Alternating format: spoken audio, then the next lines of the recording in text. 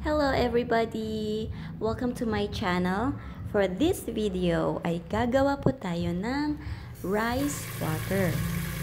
Una po natin gagawin ay huhugasan po natin syempre ang ating rice para makukuha po natin ang ating gustong color ng ating rice water. Parang medyo milky rice color na siya. Yan. Pagkatapos po natin itong mahugasan, ay ililipat po natin ito sa ating empty container. Ibubuhos lamang natin ito at huwag po natin isasali ang ating rice. Yan lamang po. Pagkatapos ito ay ilalagay na natin siya sa ating lagayan ng yelo. Yan.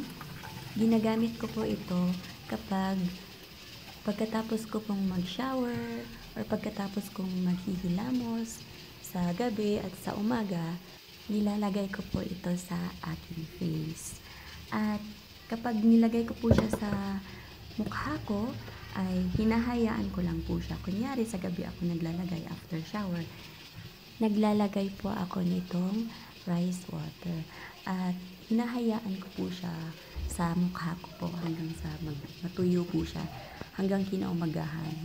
Pagka umaga naman po ay ito pa rin yung nilalagay ko sa mukha ko. Hindi ako naglalagay po ng kahit anong wash soap po sa mukha ko, kundi ito po direct itong rice water. Pinapahid ko lang siya and then yun, hinahayaan ko na siya. Pero ngayon, hahayaan muna natin siyang maging yellow. At yan, sting muna natin siya sa ref hanggang sa mag-yellow na siya. Ayan. Iwan muna po natin siya